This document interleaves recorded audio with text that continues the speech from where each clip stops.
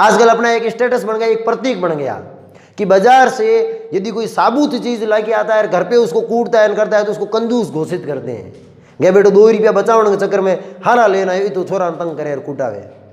नहीं है, ये धारणा ठीक नहीं है। इस धारणा को अब बदल लेना चाहिए। किसी भी चीज़ लानी ही नहीं चाहिए, घर पे कूटो और उसका उपयोग लो, ठीक रहता है। हेलो गाइस, नमस्कार, स्वागत है आपका एक बार फिर से आप ही के अपने यूट्यूब चैनल पर। हाजिर हैं हम आप लोगों की सेवा में एक नई वीडियो के साथ। चर्चा करेंगे अपन जो पिछला अपना लेसन था उसी को आगे कंटिन्यू करते हुए, जिसमें मानव स्वास्थ्य से रिलेटेड अगला टॉपिक अपना आता है जल। जल का जो फॉर्मूला होता है उसको H2O से दिखाते हैं, जिसमें 2 हाइड्रोजन के परमाणु होते हैं, एक ऑक्सीजन का परमाणु होता है। आपने तो एक लाइन सुनी होगी, जल है तो कल है ना। हाँ, या जल है तो जीवन है का मतलब ये है कि जल के बिना जीवन की कल्पना करना संभव नहीं है। अपने लिए पानी बहुत इंपॉर्टेंट है। इस पूरी पृथ्वी की बात करें तो इसका 2/3 हिस्सा पानी से ढका हुआ है, मतलब 75% भाग पर लगभग इसके पानी पाया जाता है। बाकी 25% भाग पर जमीन है जिस पे अपन पाए जाते हैं। ये जो 75% भाग पे पानी पाया जा रहा है ना, इस टोटल पानी का केवल 2.7% ही अपन पीने के रूप में काम में ले सकते हैं, या मीठा जल है जो पीने योग्य हो सकता है। और इसमें भी नदियों वाला जल साथ में है, नाडी, तालाब, झील, और फिर ये बड़े बड़े जो पहाड़ होते हैं ना, पहाड़, इनके ऊपर बर्फ़ जमी रहती है, आपको पता हो तो, बर्फ़ से ढके रहते हैं। वो बर्फ़, ध्रुवों पे जमी हुई बर्फ़, ये सब मिला करके 2.5% के अंदर आ जाते हैं। मतलब इतना सा पानी है अपने पास पीने के लिए, ज़्यादा पानी नहीं है। स्वास्थ्य के लिए बहुत ज़्यादा इम्पोर्टेंट है, क्योंकि अपने शरीर के अंदर भी आपको पता हो तो लगभग 75% भाग में क्या पाया जाता है, पानी पाया जाता है, जल की मात्रा होती है। शरीर का ऐसा कोई भी क्रिया नहीं है जो बिना जल के संपन्न हो जाए, हर एक क्रिया जलीय माध्यम में संपन्न होती है। इसके अतिरिक्त भी अपन सुबह से लगा के शाम तक के जितने भी अपने क्रियाकलाप होते हैं सब में अपन पानी का उपयोग करते हैं। सुबह दातुन करने से लगा करके शाम को सोते समय खाना वाना खा के चुलू करते हैं ना, उसमें भी पानी चाहिए। नहाने में पानी चाहिए, कपड़े धोने में पानी चाहिए, खाना पकाने के लिए पानी चाहिए, और खाना खाने के बाद शरीर के अंदर जितनी क्रिया हो रही है उन सब में पानी चाहिए। और जितने भी उद्योग धंधे हैं जिनमें अपन विभिन्न प्रकार की वस्तुओं को निर्मित करते हैं, बर्तन से लगा के कॉपी, कपड़ा, किताब, जितने भी बनते हैं, सबके अंदर पानी की आवश्यकता होती है। कहने का मतलब पानी अपने लिए एक बहुत बहुत बहुत ज़्यादा महत्वपूर्ण संसाधन है।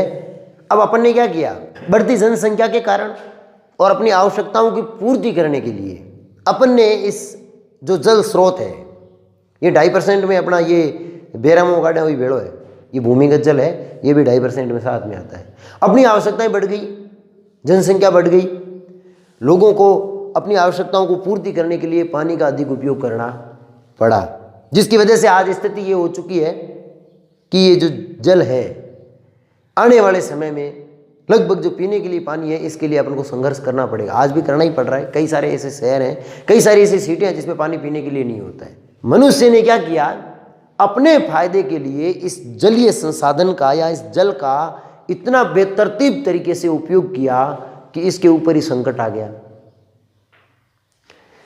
जैसे मान लो भूमिगत जल की अपन बात करते हैं, पहला आमणित बेरा हुंदा 15, 20, 25 पोर ताई ऊंडा हुंदा, 27 पोर होया, 30 पोर होया, 35 पोर, मतलब दिन ब दिन जल स्तर क्या होता जा रहा है, घटता जा रहा है। इसका कारण ये है कि जितना पानी अपन जमीन के अंदर से निकाल रहे हैं उतना पानी वापस जमीन के अंदर जा नहीं पा रहा है। पहले तो बारिश वगैरह होती थी तो पानी जमीन से इतना निकलता नहीं था, तो बारिश का पानी जमीन में जाता रहता था, ठीक है ना, और कम कम निकालते थे तो पानी की कमी नहीं थी। लेकिन अपन ने क्या किया, एक खेत में 10-10 बोरिंग, वैसे कई तो खुला खोड़ा हूँ पावे, कई फुहारा हूँ, बहुत ज़्यादा पानी का वेस्टेज करते हैं अपन। दोनों तरीके से इसके ऊपर अपने प्रहार किया, पानी के ऊपर दोनों तरीके से, मतलब एक तो उपयोग ज़्यादा किया और दूसरा इसको वापस ज़मीन के अंदर जाने भी नहीं दिया। अपने द्वारा किए गए निर्माण कार्य वगैरह से इस पृथ्वी की सतह यूँ समझ लो कि कवर हो गई, पानी वापस जा ही नहीं पा रहा है। यदि अपन ये चाहते हैं कि ये जो इतना अपना अनमोल पदार्थ ये जो पानी है ये बचा रहे, तो आपको कुछ ऐसा प्रयास करना चाहिए जिससे पानी वापस क्या चला जाए, ज़मीन के अंदर। इसके लिए सरकार ने बहुत से प्रयास करना शुरू किए हैं। जैसे अपन खेती करते हैं, फव्वारे चलाते हैं। अब सरकार ये कह रही है कि फव्वारों के स्थान पे बूंद बूंद सिंचाई प्रणाली काम में लो। जिसमें क्या करते हैं, पूरे खेत में नलियाँ डाल देते हैं, ठीक है। फिर जहाँ जहाँ पौधे लगे होते हैं वहाँ वहाँ नलियों को पंक्चर कर दिया जाता है। तो जहाँ पौधे की जड़ है वो पानी उस नली से निकल के जड़ के अंदर ही जाता है। इससे बहुत सारा फायदा है। एक तो पानी वेस्टेज नहीं होता। अब अपन ने खेती कर रखी है, मान लो अरंडी लगा रखी है, एक इंडी उगड़ुवित है, एक उगड़ुवित है, बीच में ज़मीन खाली, अपन फुहारे चलाते हैं तो यहाँ भी तो पानी जा रहा है ना, ज़मीन के अंदर से पानी निकला, यहाँ गया, ये सारा पानी जो फुहारे से ज़मीन के ऊपर गिरता है ना, ये वापस ज़मीन के अंदर नहीं जा पाता है।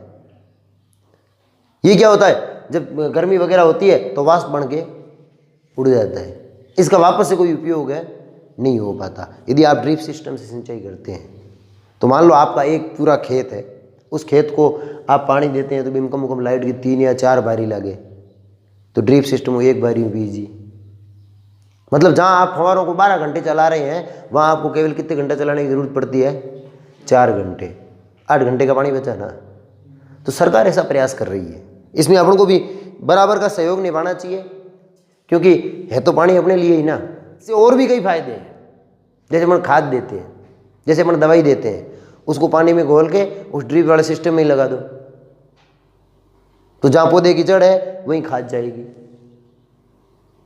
अब यूरिया लीवड़ा फेंका पूरे खेत में, हालांकि वो भी गड़गड़ा के जाती तो पौधे के जड़ों तक ही है, लेकिन पौधा यहाँ लगा है, खाद यहाँ पड़ी है। अब अरंडी की इन पौधों की जड़ें तो उसके आसपास ही रहती है, इतनी फैल के यहाँ तो जा नहीं सकती, तो वहाँ से वो खाद का कोई उपयोग ही नहीं होता, वो ज़मीन के अंदर यूँ ही पड़ी रहती है, और उल्टा वो ज़मीन के अंदर पाए जाने वाले सूक्ष्म जीवों को नुकसान पहुँचाती है। भाई दवाई वगैरह छिड़केंगे तो नुकसान तो होगा ही है। अब तो वो कि वैन का ले वो सपरे हरू कर दा नहीं क्या, तो ये ड्रिप सिस्टम के अंदर होगा ना, तो क्या होगा, वो पौधे की जड़ तक ही जाएगा, तो बाकी का जितना ज़मीन का नुकसान होता है वो कम हो जाएगा, तो डबल फायदा है। ये जो पानी है ना अपना, ये पानी एक मात्र ऐसा पदार्थ है इस पूरी प्रकृति का जो नेचुरली तीनों अवस्थाओं में पाया जाता है। प्राकृतिक रूप से ठोस के रूप में भी है, बर्फ के रूप में, द्रव के रूप में भी पाया जाता है, भूमिगत जल वगैरह जितना भी हम निकालते हैं, और वाष्प के रूप में भी वायुमंडल में पाया जाता है।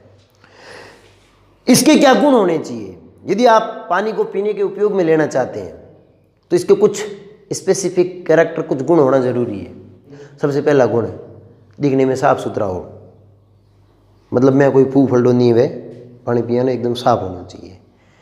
केवल आंखों से दिख गया कि अंदर कचरा नहीं है वो पानी साफ होगा जरूरी नहीं है, उसमें कई प्रकार के हानिकारक सूक्ष्म जीवाणु भी हो सकते हैं। अपन को कैसे पता चले इसमें सूक्ष्म जीवाणु है कि नहीं है। यदि अपन भूमिगत जल ले रहे हैं और उसको पी रहे हैं, चलो उसमें बैक्टीरिया नहीं है अपन मान के चलते हैं, लेकिन यदि आप किसी ऐसे स्रोत से जल पीना चाह रहे हैं जिसकी आपको जानकारी नहीं है, खुला स्रोत है बिल्कुल, कोई नाडी है, कोई तालाब है, कोई झील है, उसमें से आप पानी पीना चाहते हैं, तो आप उस पानी को लें, छाने, उबालें, उबाल करके वापस क्या करें, ठंडा, फिर पिए। उबालने से क्या होगा, उसके अंदर जितने हानिकारक सूक्ष्म जीवाणु होंगे सारे के सारे नष्ट हो जाएंगे, फिर वो पानी पीने लायक है हो जाता है। और पानी की पीएच, पानी क्या होता है, किस प्रकृति का होता है, लगभग उदासीन होता है, तो इसकी पीएच भी लगभग उदासीन के बराबर ही होनी चाहिए। न तो पानी ज़्यादा अम्लीय होना चाहिए और न पानी ज़्यादा क्षारीय होना चाहिए। अम्लीय होगा तब भी वो शरीर को नुकसान पहुंचाएगा, और क्षारीय होगा तब भी वो शरीर को नुकसान पहुंचाएगा। यदि अपन अपने शरीर को स्वस्थ रखना चाहते हैं तो आपको सुबह से लगा के शाम तक अर्थात 24 घंटे के अंदर कम से कम 2.5 से 3 लीटर पानी ग्रहण करना चाहिए। अब पानी ग्रहण करने से स्वस्थ कैसे रहेंगे, जब अपने शरीर के अंदर बहुत सारे हानिकारक पदार्थ निर्मित होते हैं तो उनको निकालने के लिए जल की आवश्यकता होती है। जैसे अपन काम वगैरह करते हैं तो शरीर से पसीना निकलता है, पसीना क्या है, पसीना पानी तो है, ठीक है। अब इसके साथ अनेक प्रकार के ऐसे हानिकारक पदार्थ घुले हुए रहते हैं उस पसीने के अंदर जिनका शरीर में कोई उपयोग नहीं होता है। अब आप जितना ज़्यादा पानी पिएंगे, ज़्यादा पसीना आएगा, उतने ही हानिकारक पदार्थ शरीर से ज़्यादा बाहर निकलेंगे। इसके अतिरिक्त मूत्र निर्माण की प्रक्रिया में भी जल का ही उत्सर्जन होता है अधिकांशतया, तो यदि आप पानी पिएंगे तो मूत्र का निर्माण ज़्यादा होगा, तो जो हानिकारक पदार्थ है वो शरीर में कम समय स्टोर रहेंगे।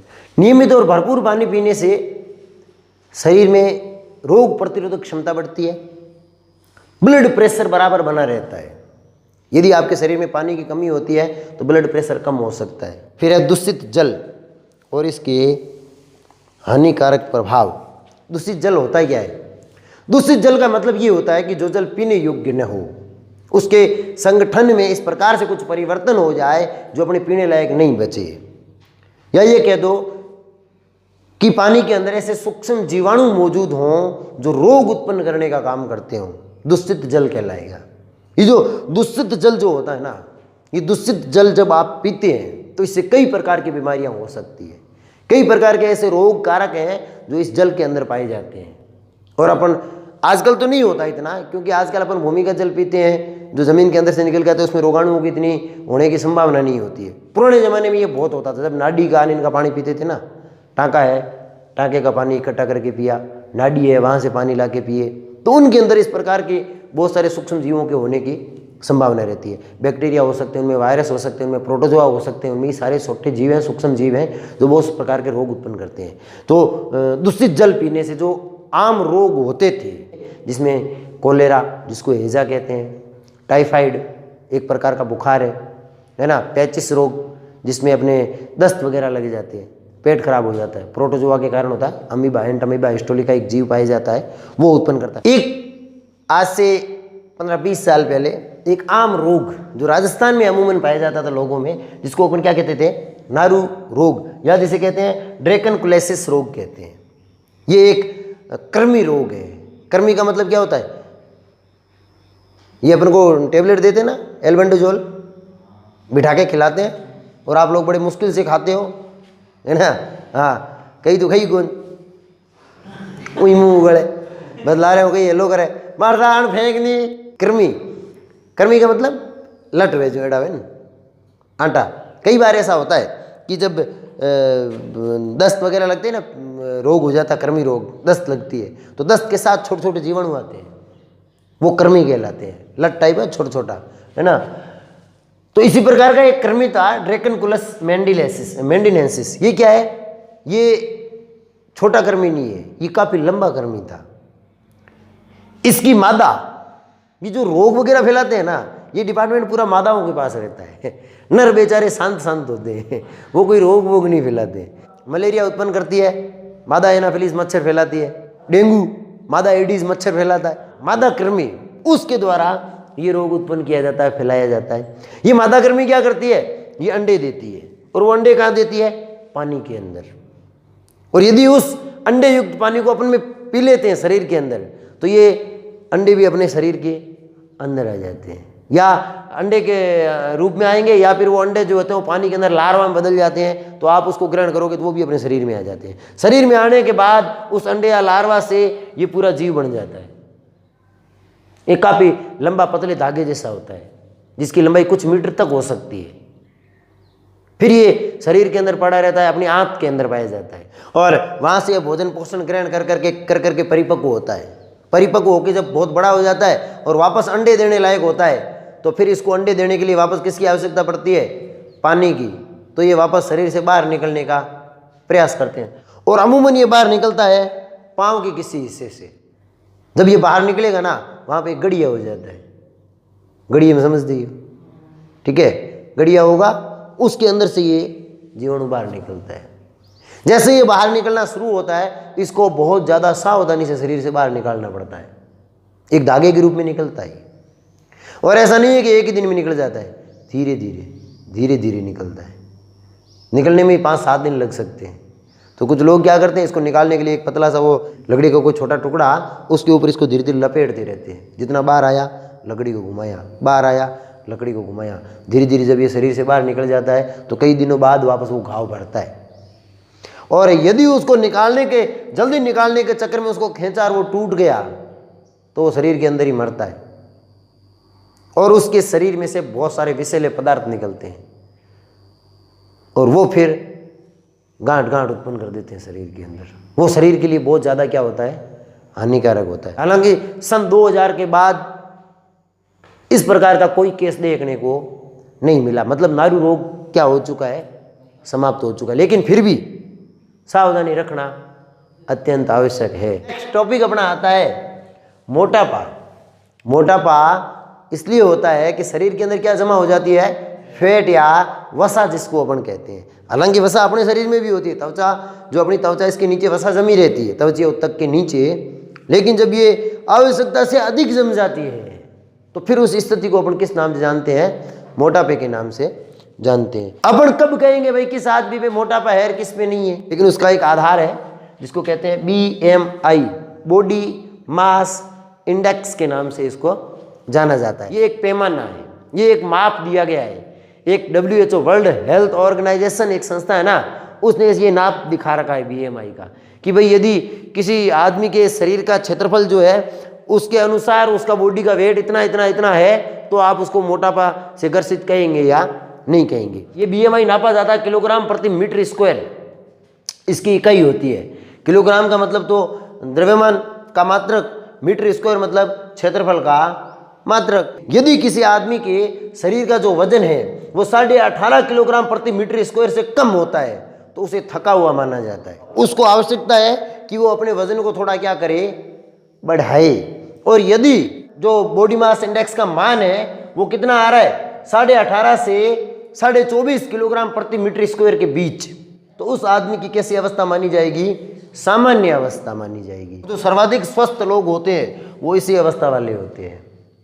यदि ये BMI का मान जो 24.5 से 29.5 के बीच प्राप्त होता है उसको ओवरवेट मानते हैं। ओवरवेट मतलब थोड़ा सा अधिक वजन है, मोटापे का शिकार नहीं कहेंगे, ऐसा मानते हैं कि इसमें थोड़ा ज़्यादा वजन है। यदि हल्का सा कम हो तो भी चलेगा, लेकिन इससे भी कोई ज़्यादा नुकसान है नहीं है। लेकिन यदि BMI का मान 30 किलोग्राम प्रति मीटर स्क्वायर से ज़्यादा हो जाता है फिर उसको अपन किससे ग्रसित मानते हैं, मोटापे से ग्रसित मानते हैं। अब बात आती है कि ये मोटापा होता ही क्यों है। अब ने कहा भाई मोटापा इसलिए होता है कि शरीर में क्या जमा हो जाती है, फैट या वसा जमा हो जाती है। इसका कारण क्या है? इसका कारण ये कि जब आप खाना खाते हो, खाना खाया ज़्यादा और काम किया कम, तो शरीर के अंदर एक्स्ट्रा ऊर्जा पड़ी रहती है और उसी के कारण धीरे धीरे शरीर में क्या जमा होना हो जाता है, शुरू फैट जमा होना शुरू हो जाता है। अपने गांव में ये कोई समस्या नहीं है। क्यों नहीं है? क्योंकि अपन जितना खाते हैं उससे ज़्यादा तो काम करते हैं। भाई सारे किसान लोग, कोई खेती में काम करता, कोई कहीं करता, कोई कहीं करता है, सब बिजी है। समस्या कहाँ आती है? शहरों में। जो दुकानदार लोग बैठे रहते हैं ना दुकानों पे, पूरे दिन बैठा जाके उन्होंने, वो सारे मोटे मोटे होते, देख लेना। कभी बाजार में जाओ तो नज़र दौड़ा के देखना, जितने भी सेठ लोग होते हैं ना काउंटर पे जमे पड़े रहते हैं, वो सारे के सारे उसमें अधिकांशतः इस रोग के शिकार होते हैं। मैंने कहा अपने यहाँ पे नहीं होता, ये समस्या शहरों में ज़्यादा होती है। लेकिन आजकल का जो समय है ना, इसमें जो बच्चे हैं वो गाँव में भी मोटापे के शिकार होने लग गए हैं। आज से पहले नहीं होते थे, अब होना शुरू हो गए। इसका कारण हो गया कि बच्चे भी निकम्मे हो गए। इसमें सबसे बड़ा योगदान मोबाइल का है। पढ़ते खेलने का मन होता है तो क्या करते हैं, मोबाइल लेके बैठते हैं। और घर वाले भी कहते हैं मम्मी मैं पढ़ते पढ़ते बोर हो गया, थोड़ा बेटा मोबाइल देख ले। बेटा मोबाइल देखता है। या फिर मम्मी कह देती है कि थोड़ा पढ़ ले फिर मोबाइल दूंगी, तो वो पढ़ता है। पढ़ने के लिए नहीं पढ़ता है, मोबाइल के लिए पढ़ता है। ये इसका हानिकारक प्रभाव है। अब बच्चों को क्या है, खुला खेलना चाहिए। खुले खेलने में भी दिक्कत आ रही है। आजकल तो खेलने को जमीन ही नहीं बची। पहले के ज़माने में मैंने कहा बच्चे कोई मोटापे का शिकार ही नहीं होते थे। शिकार क्यों है? लोगों की चक्री बनोड़ा लार चाबी लगोड़ा पूरे दिन में दौड़ा होंगे फेड़ दो के नेड़ी नेड़ी गुआ होंगी कहाँ वो घुड़तो रमता, एक भाटो लीड़ो फेंके दूसरे ठोके पींगे, पूरे दिन में खेतां चक्कर लगा होंगे। कहाँ खोड़ की टांग रमता, कहाँ के चिक्कू रमा, एक दूसरे पटके रुझा धू धू हई रे तो बुरा उड़ार फिरदा। आजकल ये कल्चर खत्म हो गया। ये कल्चर स्वास्थ्य के लिए ठीक था। इससे पूरा शरीर अच्छे से कसरत होती थी हर अंग की, ठीक है ना। आजकल ऐसा होता ही नहीं है। छोरा बाहर क्यों मैं लो जी तो फोन ले भेजिए, देना 2 मिनट सर फोन ले भेजिए, रोटी जी में फ़ोन ले भेजिए। इससे क्या होता है, इससे उसके शरीर के अंदर जो एनर्जी होती है ना वो ज़्यादा खर्च नहीं हो पाती है। उससे धीरे धीरे क्या होना शुरू हो जाता है, मोटापे का शिकार। ये फ़ोन की वजह से केवल मोटापे के शिकार नहीं होते, इसके और भी बहुत सारे साइड इफ़ेक्ट होते हैं। क्या होता है, बच्चा गेम खेलता है फ़ोन के अंदर। फ़ोन में केड़ा गेम हुआ है, फ़ोन में सारे क्रिमिनल टाइप के गेम होते हैं। चोरी चकारी करना, किसी को लूटना, किसी की गाड़ी लेके भागना, इसी टाइप के गेम चलते हैं ज़्यादातर। अब वो ऐसे गेम खेल रहा है, ऐसे गेम खेल खेल के उसके दिमाग में भी ये सारी चीज़ें भरती है। और दूसरा क्या होता है, जब ऐसे साथ में घुल मिल के खेलते थे ना इस ज़माने में, उससे बच्चों में सामाजिकता का विकास होता था। वो एक दूसरे की भावनाओं को समझते थे जब साथ में खेलते थे। अब ये कल्चर धीरे धीरे क्या हो रहा है, खत्म हो रहा है। इससे क्या होता है, बच्चों में अकेलेपन में जीने की आदत बन जाती है, फिर वो किसी के साथ रहना पसंद ही नहीं करते। उसमें सामाजिकता का धीरे धीरे क्या हो रहा है, ह्रास हो रहा है। सामाजिक जो गुण होना चाहिए वो खत्म हो रहा है। इसके लिए भी अपनी जिम्मेदार है, ये फ़ोन ही जिम्मेदार है। बच्चों को देना ही नहीं चाहिए। बच्चों को फ़ोन, हाँ टेक्निकल बनाओ, क्लासेस चल रही है आजकल, लॉकडाउन था, क्लास चलनी जरूरी थी, आप पास में बैठो जब तक क्लास चलती है, या उसकी बार बार निगरानी करते रहो। टावर बड़ा एक्सपर्ट हुए, एक साइड वो खोल दे रहा कर दूसरी रानी अड़ावे का पढ़ाई अड़ू कर दे रहा गजर का दूसरू दे के, ये सारी चीज़ें मेंटेन करके चलना पड़ता है। तो इसका एक बहुत बड़ा, ये केवल मोटापा ही नहीं बढ़ाता, ये इस तरीके से भी घातक प्रभाव सिद्ध करता है। और इसके आगे जाके रिजल्ट क्या निकलते हैं, आगे जाके रिजल्ट ये निकलते हैं कि सड़क पे एक्सीडेंट हो गया, आदमी को गिरा हुआ, उसको हॉस्पिटल ले जाना है, हॉस्पिटल नहीं ले जाते हैं, क्या करते हैं, वीडियो बनाते हैं। ऐसे कई सारे केस आप लोगों ने देखे होंगे। तो इंसानियत जो होती है ना, वो भी खत्म होना शुरू हो गई है। इसी का प्रभाव है ज़्यादातर। और मोटापे का कारण असंतुलित भोजन खाना। मम्मी मैं तो चाउमीन खाऊंगा, मम्मी मैं तो पिज़्ज़ा खाऊंगा, मम्मी मैं तो बर्गर खाऊंगा। हालांकि ये अपने यहाँ पे नहीं मैं बता रहा हूँ, ये शहरों में चलता है। ये असंतुलित भोजन है, इसमें फैट बहुत ज़्यादा होती है। अब ऐसा जब भोजन अपन खाते हैं ना, वो सीधा सीधा मोटापा बढ़ने का कारण होता है। जिसको कहते हैं ना तली हुई चीज़ें, जायकेदार, स्वाद के लिए जो खाई जाती है, उनसे मोटापा बढ़ता है। अब अपन सोचेंगे मोटापा बढ़ गया तो क्या दिक्कत है, कोई समस्या ही नहीं है। मोटापा 108 बीमारियों का घर है। मतलब जितनी भी बीमारियां होती है ना, लगभग जो मोटा आदमी या मोटापे के जो शिकार होते हैं, उनमें उनके होने की संभावना बहुत अधिक होती है। यदि स्वस्थ रहना चाहते हैं, सही जिंदगी जीना चाहते हैं, तो कम से कम ये तो अपने अंदर आना ही नहीं चाहिए। होता क्या है, जो मोटे लोग होते हैं उनमें हृदय से संबंधित बीमारियां उत्पन्न हो जाती है।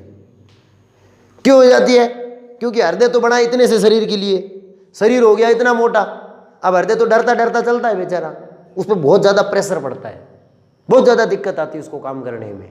उसके वाल्व होते हैं ना, वाल्व वो बड़े होना शुरू हो जाते हैं, जिसकी वजह से इस प्रकार की समस्या आती है। मोटे आदमी की जो धमनियाँ होती है ना, रक्त वाहिनियाँ, उनके अंदर कोलेस्ट्रॉल जमना शुरू हो जाता है, जिससे बीपी हाई हो जाती है, ब्लड प्रेशर बढ़ जाता है। और जब ये नस वगैरह होती है, इनके ब्लॉक होने की संभावना होती है, या ब्लॉक होने की भी नौबत आ जाती है, तो हार्ट फेल भी हो जाता है। हार्ट अटैक की संभावना सबसे अधिक किन में होती है, मोटे आदमियों में होती है। मधुमेह रोग हो जाता है मोटे आदमियों में सामान्यतः, मधुमेह जिसको डायबिटीज कहते हैं। जब शरीर का आकार बढ़ जाता है ना, तो इंसुलिन भी ठीक ढंग से काम नहीं करता, और इंसुलिन को बनाने वाली जो पैंक्रियाज होती है, अग्नाशय ग्रंथि कहते हैं जिसको, उसका भी काम करना ठीक से नहीं हो पाता, पाचन की क्रिया ठीक से नहीं हो पाती। रात को सोते समय सांस लेने में दिक्कत आती है। भाई रात को ऐसे सो रहे हैं, फेफड़ों के ऊपर तो इतनी सारी वसा पोट बांध के रखी पड़ी है, तो दिक्कत तो आएगी ना सांस लेने में। बस रात को गुर गुर घोर का करे। और जो मोटे आदमी होते हैं ना, उनके ये जो पाँव के ये जो जॉइंट होते हैं ना, हड्डियों के, इन जॉइंट के ऊपर बहुत बुरा असर पड़ता है। भगवान ने जॉइंट बनाया 50 किलो के लिए, अपन 150 किलो लेके घूम रहे हैं। कितना ज़्यादा है, पूरा 100 किलो ज़्यादा है। अब आप सोचो, ये दरवाज़ा है या कोई सी भी लकड़ी वगैरह है, कोई सा भी जॉइंट है, यदि उसको लगातार से अपन घिसते हैं और पूरा वजन के साथ घिसते हैं, तो क्या होगा, तो उसमें खांच पड़ जाती है ना। तो अपने यहाँ पे भी बहुत सारे तंतु होते हैं जॉइंट के बीच में, और कुछ तरल पदार्थ, चिकने युक्त पदार्थ भरे रहते हैं। जब ये 100 किलो ज़्यादा लेके घूमते हैं ना, तो धीरे धीरे ये हड्डियों की जॉइंट जो है, उनमें चिकनाई वाला पदार्थ खत्म हो जाता है, और हड्डियाँ आपस में रगड़ खाना शुरू कर देती है। जिससे क्या होता है, जिससे ये जॉइंट में सूजन आ जाती है, पाँव में दर्द वगैरह होता है, ज़्यादा लंबे समय तक खड़े नहीं रह सकते, कमर में दर्द, यहाँ दर्द, वहाँ दर्द। का मतलब ये है कि भगवान बचाए इससे। जितना कम होगा उतना ही अपना फायदा होगा। मोटापे को बढ़ने से रोकें कैसे? सीधी सीधी बात है, अपने आप को जितना हो सके उतना बिजी रखो।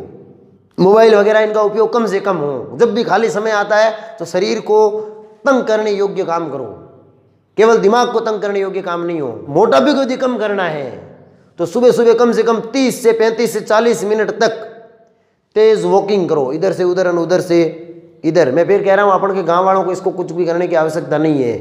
गई खावे खातू डाल ला करा पूरे दिन निदान करा, क्या करोगे? सुबह सुबह 30 मिनट भाग गए कोई मतलब नहीं है। एक आदमी था, वो अपनी तरह समझदार था, वो डॉक्टर के पास गया। डॉक्टर के पास गया तो डॉक्टर को बोला, साहब मैं मोटापे का शिकार हूँ, मुझे क्या करना चाहिए? तो डॉक्टर ने कहा हमेशा के 5 किलोमीटर चला करो, महीने भर बाद वापस आना। 30 दिन बाद उसने फ़ोन किया, साहब घर से 150 किलोमीटर दूर हूँ अब वापस कैसे आऊँ? तो वो भाई डेली 5 किलोमीटर की हो, डेली 5 किलोमीटर की हो, धंधे है तुम, तेरी आत्मा तू अपने गाड़ी कर फूटवाई से। मोटापा कम करने का तरीका बता रहा था। जंक फूड जो होते हैं ना, जिनको कहते हैं फास्ट फूड, ये बिल्कुल भी नहीं खाने हैं। तली हुई चीज़ें बिल्कुल भी नहीं खानी है ऐसे लोगों को जो ज़्यादा मोटे हैं। नमक बहुत कम खाना है। इस प्रकार से यदि अपन डाइट पे चलते हैं तो फिर मोटापे की शिकायत धीरे धीरे क्या हो जाती है? कम, और आदमी क्या हो सकता है? नॉर्मल। तो ये माड़ा लो मणियों भजन वाली डोरी लेन फिरने की आवश्यकता नहीं है। तो ये था आपके मोटापे से संबंधित बातें। नेक्स्ट अपना टॉपिक आता है मानव स्वास्थ्य में रक्त दाब, ब्लड प्रेशर के नाम से जाना जाता है। दाब का मतलब तो प्रेशर समझ गए, रक्त का मतलब खून समझ गए, मतलब रक्त के द्वारा डाला गया दाब क्या कहलाता है? रक्त दाब कहलाता है। और रक्त दाब हमेशा धमनियों का नापा जाता है। यंत्र के द्वारा रक्त दाब का मापन किया जाता है, उसे क्या कहते हैं? स्फैग्नोमेनोमीटर के नाम से जाना जाता है। सबसे पहले इस रक्त दाब को नापने का काम किसने किया? स्टीफन हेल्स ने। किस में नापा? घोड़े में, 1733 के अंदर। और इस रक्त दाब की जो परिभाषा है उसको देने का काम किसने किया था? कोपलन ने। कब किया? 1983 में। अब रक्त दाब का क्या मतलब है भाई? सीधी सी बात है, रक्त शरीर के अंदर प्रवाहित होता है तो उसको प्रवाहित करने का काम कौन करता है? हृदय करता है। जब हृदय में संकुचन होता है तो क्या होता है? रक्त शरीर से निकल के हृदय से निकल के किस में जाता है? धमनियों में जाता है। आप मोटर देखो, आप चलाते हैं, कोई भी टांके पे, बेरे पे, कहीं पर भी लगी हुई होती है, अपने यहाँ पे ये नलियाँ लगी पड़ी है, पीछे मोटर चालू करते हैं, मोटर चालू करते नली क्या होती है? फूलती है, बंद करते ही वापस छोटी हो जाती है। उसके ऊपर क्या लगता है? दबाव लगता है। तो सेम यहाँ है, जब हृदय धड़कता है तो रक्त इसके अंदर से निकल के किस में आता है? धमनी में। और जैसे ही धमनी में रक्त बहुत ज़्यादा घुसता है तो इसकी जो भित्ति है उसके ऊपर क्या पड़ता है? दाब पड़ता है। उसी दाब को किस नाम से जाना जाता है? रक्त दाब के नाम से। निलय संकुचित होते हैं तो उस स्थिति को अपन किस नाम से जानते हैं? सिस्टोलिक। और जब निलय वापस आराम की अवस्था में होते हैं उसे क्या कहते हैं? डायस्टोलिक। और सिस्टोलिक जब संकुचित होंगे अर्थात अधिकतम दाब की सीमा, भाई जब जबरदस्त दाब पड़ेगा धमनी पे तो वो अधिकतम दाब होगा। और जब निलय वापस आराम की अवस्था में आएंगे, प्रकुंचन कहते हैं जिनको, आराम की अवस्था में आएंगे तो क्या होगा? तो धमनी पे दाब है कम होगा। जब इसको नापते हैं ना तो सिस्टोलिक का नाप एक स्वस्थ मनुष्य में 120 और डायस्टोलिक का मान कितना आता है? 80। ये इसका मात्रक होता है mm/Hg, मिलीमीटर। Hg का मतलब मरकरी। रक्तदाब को बीपी भी कहते हैं, ब्लड प्रेशर बीपी शॉर्ट में कह देते हैं। आपने देखा होगा जब आप डॉक्टर के पास जाते हो तो वो यहाँ पे एक ये शर्ट खुलवा के पहले तो 5-10 मिनट बिठाएगा आराम से, जाते ही बीपी चेक नहीं करते हैं। फिर ये शर्ट खुलवा के ऊपर चढ़ा के यहाँ बाजू को खुला करता है, फिर यहाँ एक वो पट्टा चिपकाता है, पट्टा चिपका के एक इधर नली होती है उसमें पुचक पुचक पुचक पुचक हवा भरता है। जब इस पर पूरा ये हाथ टाइट हो जाता है तो फिर वो हवा को वापस धीरे धीरे निकालता है और वो कान में डाल के उसे सुनता है, स्टेथोस्कोप। उस स्फैग्नोमेनोमीटर के अंदर ये मरकरी भरा रहता है, पारा भरा रहता है। जैसे हवा भरता है तो यहाँ पे दबाव पड़ता है, दबाव पड़ता है तो पारा क्या चढ़ता है? ऊपर की तरफ चढ़ता है। फिर जब वो हवा निकालता है ना वापस, जैसे हवा निकालता है तो पारा वापस क्या आना शुरू हो जाता है? नीचे आना शुरू हो जाता है। और यहाँ पे क्या है? धमनी है, ठीक है। अब हृदय धड़केगा तो यहाँ से मजबूती से पकड़ रखा है तो उस पर दाब तो लगेगा ना, एक बार ज़्यादा लगेगा, एक बार कम लगेगा, तो आवाज़ लगा के सुनता है। जब वो पारा नीचे गिरता है गिरता है गिरता है गिरता है गिरता है और जब धमनी के दाब के बराबर आता है तो उस स्फैग्नोमेनोमीटर के अंदर एक आवाज़ आना शुरू हो जाती है, टिक टिक टिक टिक टिक टिक टिक टिक। वो उस आवाज़ को नोट करता है कि आवाज़ कहाँ से आना शुरू हुई। तो जिस मरकरी की ऊंचाई देखता है 120 mmHg है, कितनी है, जहाँ पे आवाज़ आनी शुरू होती है उसे वो कौन सा पॉइंट मानता है? Systolic point. और जब टिक टिक टिक टिक टिक टिक की आवाज़ बंद हो जाती है, जहाँ बंद होती है वहाँ वो कौन सा मानता है? डायस्टोलिक। तो ब्लड प्रेशर नापने का एक तरीका है। एक ही बार में नहीं, 2-3 बार 4 बार रीडिंग लेता है, फिर वो किसी नतीजे पे पहुंचता है कि इसका ब्लड प्रेशर कितना हो रहा है। 120 जरूरी नहीं है, ये तो एक स्वस्थ मनुष्य के लिए मानक बताया है। यदि किसी का ब्लड प्रेशर 90 mmHg से 120 mmHg सिस्टोलिक प्राप्त होता है, कोई दिक्कत वाली बात नहीं है। डायस्टोलिक की यदि बात करते हैं तो 80 mmHg से 60 mmHg के बीच तक कोई प्रॉब्लम नहीं होती। लेकिन यदि उच्चतम दाब 90 से कम हो जाए और ये 60 से नीचे चला जाए तो उसको लो बीपी का शिकार मानते हैं। और यदि इस सिस्टोलिक का मान 139 या 140 से ऊपर हो जाता है और इसका 100 से ऊपर हो जाता है, तब उसको क्या मानते हैं? High blood pressure. कभी कभी क्या होता है, आपने देखना, आपने भी कई बार ये चीज़ नोट की होगी कि आप कहीं काफ़ी लंबे समय तक लगातार बैठे हैं और अचानक उठते हैं तो आपकी आंखों के आगे अंधेरा आ जाता है और आपको लगता है कि ये अभी मैं गिर जाता। वो बीपी लो होने के कारण होता है। जब अपन बैठे रहते हैं तो शरीर की मांसपेशियां वगैरह वगैरह सब, ब्लड का फ्लो क्या होता है, नीचे के बजाय शरीर के ऊपर की तरफ है, अधिक रहता है। बैठ गए तो कमर से नीचे रक्त का प्रवाह थोड़ा कम हो जाता है। जब आप अचानक खड़े होते हैं ना, तो ऊपर जो शरीर के हिस्से में ब्लड था वो सारा का सारा नीचे की तरफ भागता है, नीचे की तरफ दौड़ता है, जिससे ऊपर के हिस्सों में ब्लड जा नहीं पाता है, जिससे क्या होता है, दिमाग के पास ब्लड कम पहुंचता है और अपने आंखों के आगे क्या छा जाता है, अंधेरा। ये कोई बीमारी नहीं है, एक नॉर्मल स्थिति है। लेकिन जो बीपी के शिकार लोग होते हैं उनके अंदर ये बहुत भारी समस्या हो सकती है, जिनका ब्लड प्रेशर क्या होता है, लो होता है, या अमूमन ब्लड प्रेशर कम पाया जाता है। और यदि ये ब्लड प्रेशर लगातार लो बना रहता है, अपने यहाँ पे एक समस्या होती है। समस्या क्या पता है, अपन क्या है, कोई चीज़ नहीं गिनता रहा आप ही कौन, कोई ध्यान ही कौन देते, अपने बिल्कुल भी ध्यान नहीं देते किसी चीज़ पर। ब्लड प्रेशर लो हो रहा है, हाई हो रहा है, अपन चेक ही नहीं करवाते कभी, जबकि हर आदमी को एक साल में 2 या 3 बार कम से कम अपनी बीपी चेक करवानी चाहिए। उससे क्या है, समय रहते इलाज ले लें तो अच्छा होता है। कोई गाड़ी थोड़ी खराब उड़ी, आप आगा ही आगा बस ऊ भी रहे इनका मिस्त्री कन ले जा, बस वो मिस्त्री के हम काम काट हो। अपन यही करते हैं। जैसे मान लो कोई आदमी जिसमें ब्लड प्रेशर लो रहता है, ब्लड प्रेशर लो रहने का मतलब ये है कि शरीर के अंगों तक पर्याप्त मात्रा में रक्त नहीं पहुंच पाएगा। भाई जब रक्त का प्रेशर ही कम होगा तो हर अंग तक रक्त नहीं जा पाता है, जितनी आवश्यकता उतना जा नहीं पाएगा, कम जाएगा। यदि कम जाता है तो फिर वो अंग भी धीरे धीरे उसी के अनुरूप काम करना शुरू कर देता है, जिससे किडनी है, यकृत है, अपना मस्तिष्क है, इस पे बहुत ज़्यादा हानिकारक प्रभाव पड़ता है और डैमेज होना शुरू हो जाते हैं। और जब ये लंबे समय तक स्थिति बनी रहती है, जब अपने कहते हैं ना हाड़ बंद हुए, उस टाइम अपन डॉक्टर के पास जाते हैं तो डॉक्टर भी यही कहता है कि काश आप 12 महीने पहले आते या 4-6 महीने पहले आते तो इतना नुकसान है नहीं होता। तो अपन को क्या तुरंत चले जाना चाहिए। जनरली अपन बुखार वगैरह होता है तो जाते रहते हैं डॉक्टर के पास, बीपी चेक करवा लेनी चाहिए। मैंने कहा बीपी लो होती है तो अंगों तक जो है वो ब्लड नहीं पहुंच पाएगा, जिससे वो अंग कम काम करेंगे। उससे क्या होता है, बेहोशी की हालत उत्पन्न होना, चक्कर आना, इस प्रकार के लक्षण दिखाई देना शुरू हो जाते हैं, हाथ पांव सुन्न पड़ जाना। और जिनमें ये शिकायत रहती है ब्लड प्रेशर लो होता है उनमें, उनको कभी कभी जो सो रहे हैं अचानक से खड़े नहीं होना चाहिए।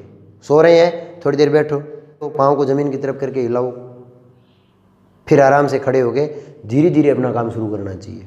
क्योंकि जिनमें शिकायत रहती है ना बीपी लो वाले, वो अचानक से उठते हैं तो कभी कभी क्या होता है, बहुत ज़्यादा दिमाग के पास रक्त की कमी हो जाती है, जिससे आदमी को चकरा के नीचे भी गिर सकता है, बेहोश भी हो सकता है। कभी कभी ये बेहोशी परमानेंट भी हो सकती है। तो जिसकी बीपी लो है उसको किस प्रकार का खाना खाना चाहिए, ज़्यादा नमक हो खाने में। जिनकी बीपी हाई होती है उनको नमक कम खाने की सलाह दी जाती है, और जिनकी बीपी लो है उनको नमक ज़्यादा खाना चाहिए। और चटपटे जो भोजन होते हैं ना, तीखे नैसे से, जो ब्लड प्रेशर को बढ़ाने का काम करते हैं, उस भोजन को करना चाहिए। और फिर वो दैनिक दिनचर्या तो होती है, चाहे बीपी लो और चाहे हाई हो, दोनों में जो अपनी सामान्य क्रियाकलाप है उनको अपन को लगातार से करते रहना चाहिए। इसके विपरीत यदि ब्लड प्रेशर हाई हो जाए, हाई होने का मतलब क्या है, हाई होने का मतलब मैंने कहा जैसे मान लो मोटापे के शिकार लोग हैं, उनमें क्या होता है, जो धमनियाँ होती है ना, इनके अंदर की तरफ कोलेस्ट्रॉल जम जाता है, जिससे इनका मार्ग संकरा हो जाता है, छोटा हो जाता है। जब मार्ग संकरा हो गया और जो अपना हृदय है वो पीछे से रक्त को धक्का देगा, तो छोटे मार्ग में तो रक्त प्रेशर से ही चलेगा ना, तो ब्लड प्रेशर क्या हो जाता है, बढ़ जाता है। ब्लड प्रेशर बढ़ने के कारण रक्त का प्रवाह अंगों की तरफ बहुत ज़्यादा हो जाता है, जिससे सर भारी रहना, कभी कभी तो आंखों से दिखाई देना भी बंद हो जाता है, पसीना आना, शरीर में कंपी होना, एनी टाइम डर जैसा माहौल रहना, चक्कर आना। अब ब्लड के अंदर मस्तिष्क है, इसके अंदर रक्त बहुत ज़्यादा जा रहा है तो चिड़चिड़ापन उत्पन्न हो जाता है स्वभाव में। इस टाइप के यदि लक्षण दिखते हैं तो हो सकता है उनका ब्लड प्रेशर क्या हो रहा है, हाई होता है। यदि ब्लड प्रेशर बहुत ज़्यादा हाई होता है तो हार्ट फेल होने की भी संभावना रहती है, क्योंकि आगे रक्तवाहिनियाँ बहुत छोटी है, ये रक्त को पीछे से धक्के ही धक्के दिए जा रहा है, धक्के ही धक्के दिए, भाई वो तो अपना काम करेगा ना हार्ट, तो उससे क्या होता है, उससे हार्ट के फेल होने के जो वाल्व होते हैं ना, वाल्व डायरेक्ट हुए, ऐसी दिक्कत भी आ सकती है। ये क्या हो गया, ब्लड प्रेशर लो होने के हाई होने के लक्षण। यदि किसी की बीपी ज़्यादा है उसको क्या करना चाहिए, मैंने कहा सुबह सुबह 30 से 35 किलोमीटर फिरना चाहिए, मिसप्रिंट हो गया, 30 से 35 मिनट तक की वॉकिंग करनी चाहिए, और खाना जो खाते हैं वो बहुत कम हेल्दी होना चाहिए, वसा को बिल्कुल भी नहीं खाना चाहिए, नमक बहुत कम होना चाहिए, पोटेशियम युक्त खाना खाना चाहिए, हरी सब्जियां, पत्तेदार सब्जियां वगैरह है इनका सेवन अधिक करना चाहिए, जो बीपी जो बढ़ी हुई है उसको कंट्रोल करने में बहुत ज़्यादा हेल्पफुल होते हैं, बहुत ज़्यादा सहयोग करने का काम करते हैं। फिर भी यदि दिक्कत आती है तो जाइए डॉक्टर के पास, लिखाइए दवाई, वो दवाई लिख के देगा, उससे अपना भला हो सकता है। नेक्स्ट अपना टॉपिक आता है खाद्य पदार्थों में मिलावट। मिलावट को मतलब भेड़ करना। आजकल अपन बाजार से जितने भी सामान लाते हैं ना, अपन को कोई सामान शुद्ध नहीं मिलता है, हर सामान में कुछ न कुछ मिलावट जरूर पाई जाती है, और ये मिलावट वाले जितने भी पदार्थ हैं वो शरीर के लिए हानिकारक होते हैं, इसमें कोई दो राय वाली बात है नहीं है। यदि आज की वास्तविक स्थिति देखी जाए तो जितने प्रोडक्ट मार्केट के अंदर हैं उसमें से लगभग 40% पदार्थों में मिलावट पाई जाती है। ये जो मिलावट है ना, ये स्वास्थ्य के ऊपर बहुत ही ज़्यादा हानिकारक प्रभाव डालती है। स्थिति यहाँ तक है कि ये मान लो कोई आदमी है, उसने ये मिलावटी पदार्थ खाया, उससे बीमार हो गया, बीमार होने के बाद दवाई लेने गया, पता चला दवाई के अंदर भी मिलावटी पदार्थ है। मान लो कोई आदमी है बाइक पे, साइकिल पे कहीं जा रहा है, नीचे गिर गया, उसका हाथ उतर गया, वो कहीं चढ़ाने गया ना आदमी के पास, उसने पकड़ के खींचा, पता चला हड्डी टूट गई, से वो बड़ी स्थिति है। खाद्य पदार्थों में मिलावट है, अपन बीमार पड़ गए, दवाई लाने के लिए गए, पता चला दवाई में भी मिलावट है, वो ठीक करने के बजाय उल्टा ज़्यादा बीमार कर देती है। यदि इन मिलावटी पदार्थों की बात करें ना, तो हकीकत बात यह है कि अपने देश ही नहीं पूरे विश्व में भी ये एक बहुत बड़ी समस्या है। एक इसका कोई मानक स्टैंडर्ड तय नहीं किया हुआ है। भाई केमिकल तो हर चीज़ में होते हैं, लेकिन हो कितना, उसकी मात्रा कितनी होनी चाहिए। कुछ लोग नशे की प्रवृत्ति वाले, जैसे अपन ने पीछे पढ़ा था, उस टाइप की प्रवृत्ति को शांत करने के लिए इन पदार्थों में इन केमिकल्स को आवश्यकता से अधिक मिला देते हैं, और जब ये आवश्यकता से अधिक मिले होते हैं तो फिर वो स्वास्थ्य के लिए बहुत ज़्यादा क्या हो जाते हैं, हानिकारक हो जाते हैं। यदि अपन मिलावटी पदार्थों की बात करते हैं तो उसमें अपन सबसे पहला देखेंगे कोल्ड ड्रिंक के बारे में।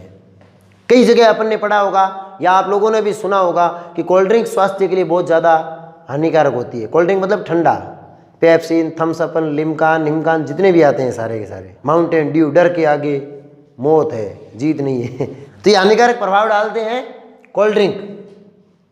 इनके अंदर कौन कौन से पदार्थ होते हैं, उसमें से कुछ पदार्थ मैंने यहाँ पे लिखे हुए हैं, देख लीजिए आप। लिंडेन, डीडीटी और मेलेथियन, ये तीनों के तीनों पदार्थ कीटनाशक के रूप में काम में लिए जाते हैं।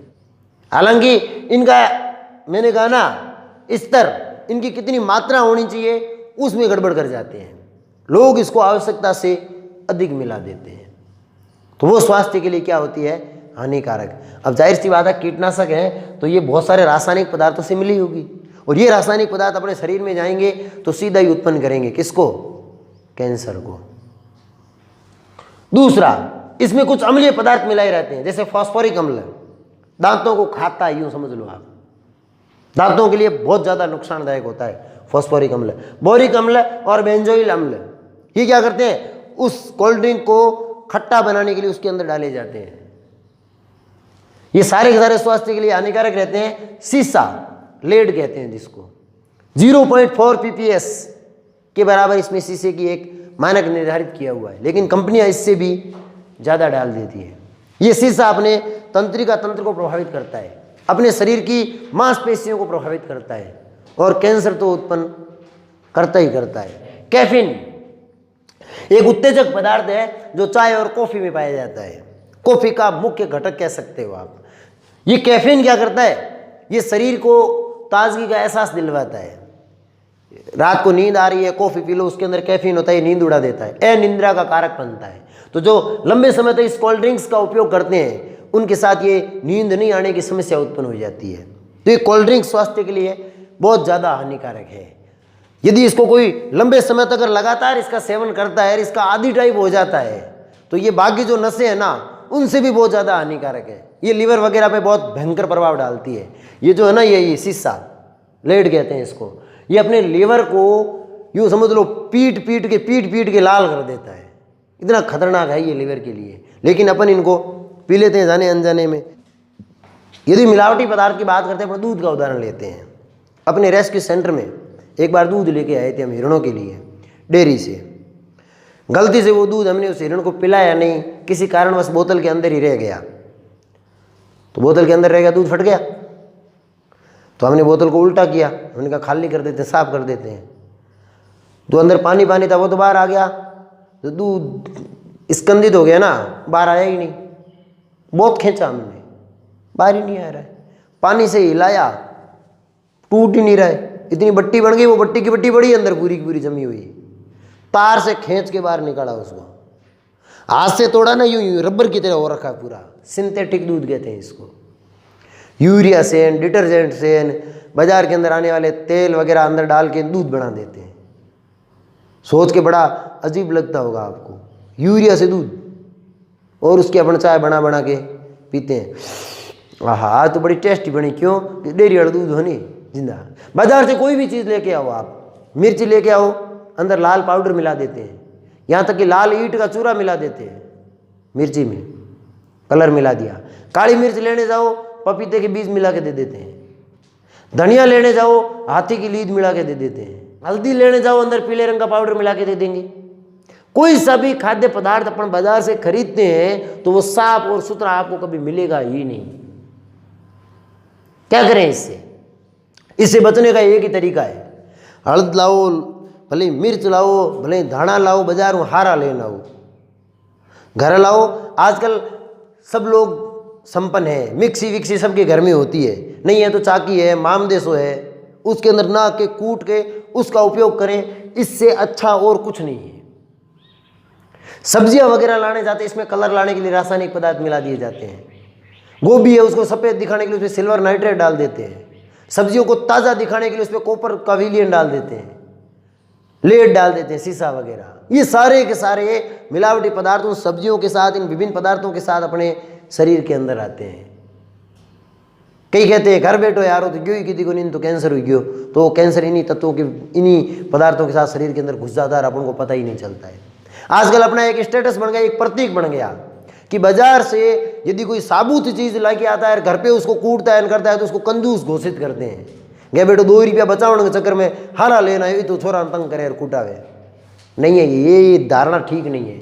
इस धारणा को अब बदल लेना चाहिए। किसी भी चीज़ लानी ही नहीं चाहिए, घर पे कूटो और उसका उपयोग लो, ठीक रहता है। हमारे बापूजी इस मामले में ठीक है, शुरू से ये साबुत लेके आते हैं, हमसे कुटवाते थे तो हमें लगता था यार ये क्या बापू है, ये सब पिसे हुए लाते हैं, मेद गोड़ा भूरा कीड़ा भी माम देते हैं, धमीर धमीर ठोक दा।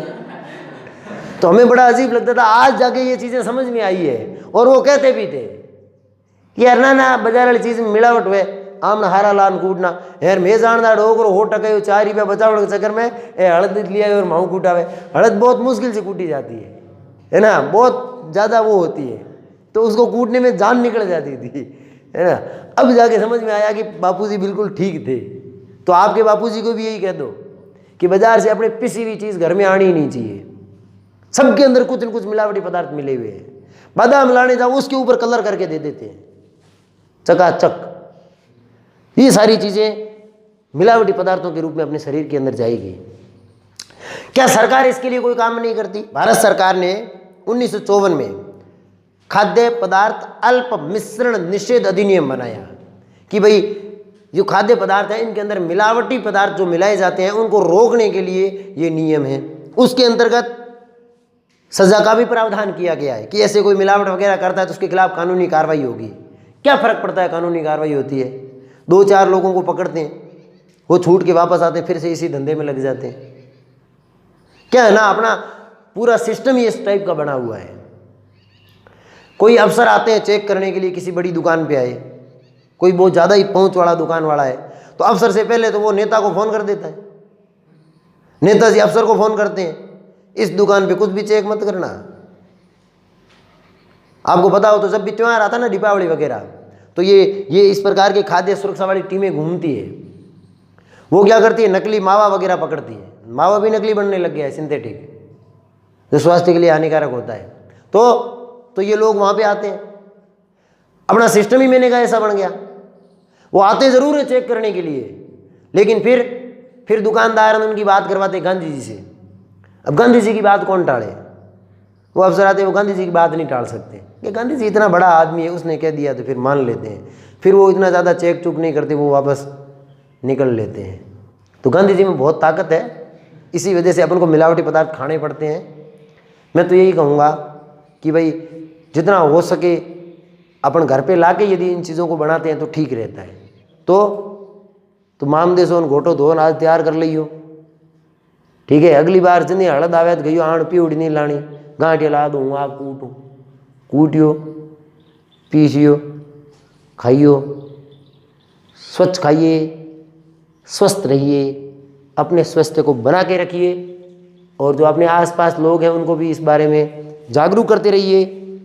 आज के लिए इतना ही पर्याप्त है। मिलेंगे अपन किसी नए लेसन में, नए टॉपिक के साथ। तब तक के लिए आपके समर्थन, सपोर्ट और प्यार को इसी प्रकार से हमारी तरफ बना के रखिएगा। बहुत बहुत धन्यवाद।